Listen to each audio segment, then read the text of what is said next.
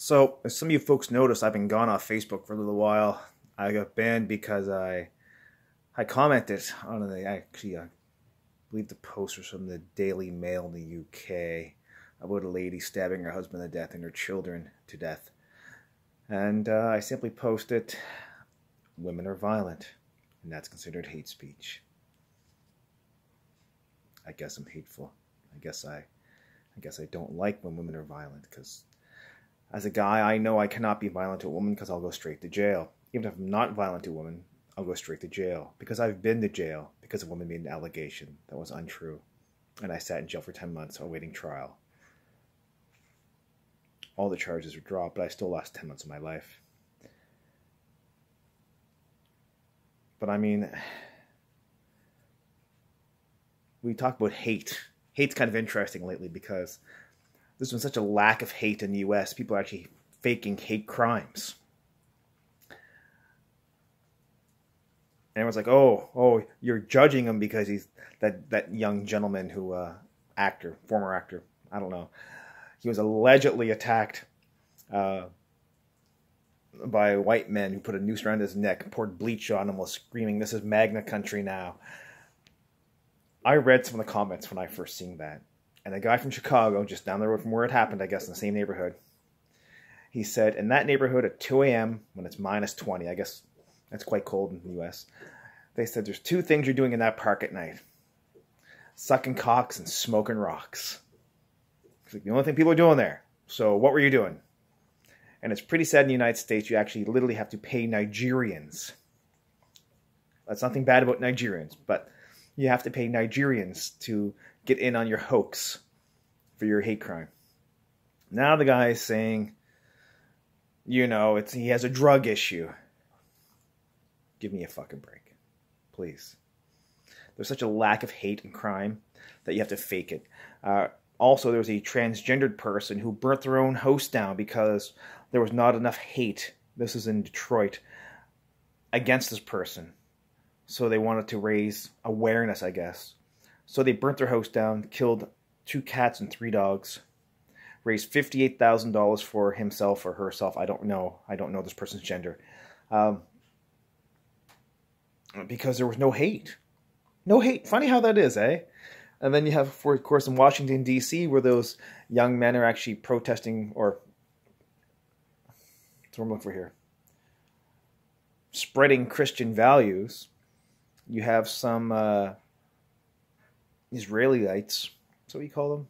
Anyway, screaming hateful things at them. And some native guy, some draft dodger, if you will, he steps up on his little drum and everyone's like, oh, gotta kill this kid. I watched the news articles about this and nothing made sense. And I was like, this kid's standing there. The native guy got his face beating his drum. The media was releasing this kid's address and where his parents worked, and people were making death threats. And turned out the kid just stood there. Meanwhile, the native guy, he was told, the news said he was a Vietnam vet. He never served in Vietnam. He served as a refrigerator mechanic in the U.S. Marines as a reservist for 2 years. Was released at the rank of private. He's not a vet. Not a veteran. Oh, and also the native guy about 4 or 5 years previous, he was a victim of a hate crime. But when the police showed up, they couldn't find anything. He was allegedly assaulted. There was no marks on him. And even the native guy, Phillips, I believe his last name was, he said, well, it's funny, they were so good, it doesn't even look like a hate crime actually happened. There is so little fucking hate that people have to make it up. And people, of course, believe the media. They just become fucking enraged when the media tells them, well, this obviously happened. Never fucking happened. Never did. Now this kid is suing. I believe it's the big news agency in the U.S. for $250 million. And he's going to fucking win. They literally outed him. They gave up his address. They knew the story. The video is 1 hour and 40 minutes long. I watched it. The kid did fucking nothing. But meanwhile, people are calling for his fucking... I've seen videos of people asking for him to be hung, murdered, his house burned down, his family be killed. And the media was cool with this. The media was absolutely fucking cool with this. Nobody gave a shit. And now, no one's like, fuck. Alyssa Milano, washed-up actress, she was even calling for his death. And, you know, where's the fucking apologies now? Anyway, he's suing over 50 people and organizations. And he's going to fucking win. You just can't call for the death of people because they're standing there wearing a fucking Trump hat. If a hat makes you so irate you're going to become violent, you need fucking medication, kids. You need to be fucking medicated and tucked away. I'm not a liberal. I'm more of a libertarian than anything else. I'm probably to the center of most left, right wing, whatever you want to call it. I'm more of a centralist, I guess you'd call me.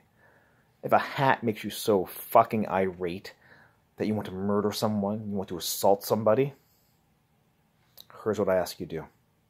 The plastic bag challenge. Get a plastic grocery bag, put it over your neck, wrap it tight, preferably, maybe, with some tape. Yeah, let that hate fester in that bag. You know what I mean. Now I'll probably get banned from Facebook again for hate speech, but I really don't give a whole lot of fucks. Nah, not many fucks are given. But if you're so angry and violent, please do yourself a favor. Plastic bag challenge. Now, kids, don't attempt this yourself. You may need adult supervision. And when I say kids, I mean people who are so fucking irate when they see a hat. They just go fucking insane. So, feel free to try this. It's up to you. I will not force you to do it. But if you think that the calling for murder of children, literally children, is a positive thing, try the bag challenge. I'm just saying, you can try it. You don't have to. You could. Or you could be a decent fucking human being and not threaten to murder fucking people over a hat for standing in a public space, for insulting the Indian guy. Indian guy's a fucking joke. He's a semi-pro fucking protester, and he's not even very good at it. You know, just my opinion. For what it's fucking worth. And if you folks call for my banning of Facebook yet again, I'll be honest, I don't give a whole lot of shits. Not a whole lot of shit. Maybe this much shits. Maybe. I just don't fucking care. Anyway, I'm gonna run. I got stuff to do because I'm a reasonable fucking adult. Yeah. But there's so little hate that we have to manufacture it. Let that sink in, kids. Let that sink in. I really hope you do.